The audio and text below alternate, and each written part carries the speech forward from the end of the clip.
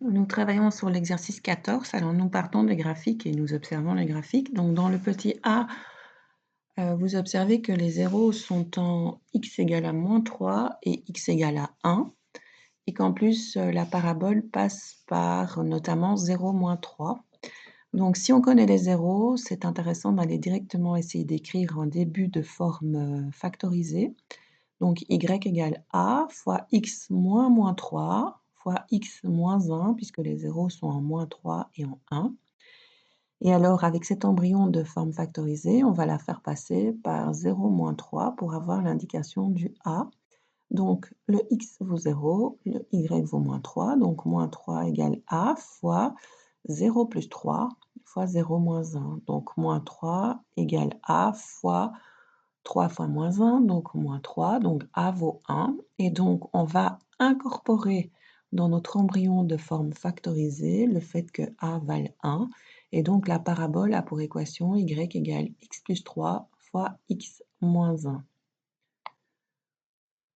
Au niveau du graphique du petit b, on voit que l'ordonnée à l'origine vaut y égale à -4, donc ça nous donne le petit c. Et nous savons également que le sommet passe par -2, 0.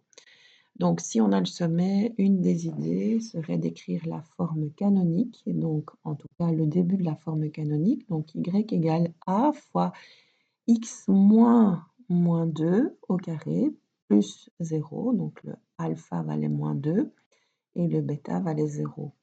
Alors ça, c'est le début de notre forme, canonique, donc y égale a fois x plus 2 entre parenthèses au carré, et il faut exploiter l'information que la parabole passe par 0, -4.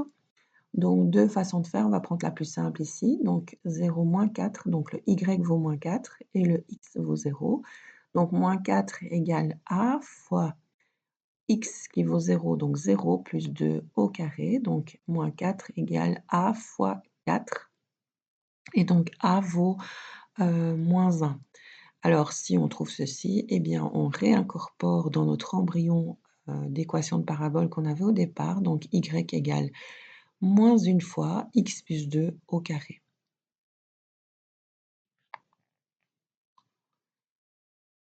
Pour le graphique numéro 3, on s'aperçoit que le sommet est en 2, 1 et que la parabole passe notamment par 1, 3.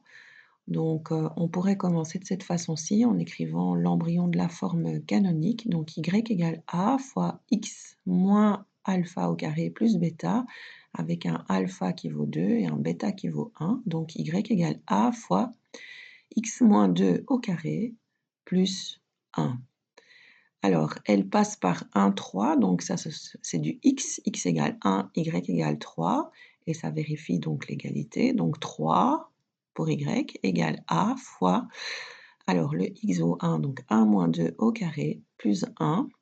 Et donc si on fait le calcul ici, 3 égale a fois 1 plus 1, donc a égale 2. Donc on vient de trouver le dernier élément qui était a, et donc on va réincorporer le a dans ce qu'on avait déjà écrit ici, donc y égale 2 fois x moins 2 au carré plus 1. Voilà qui termine cet exercice.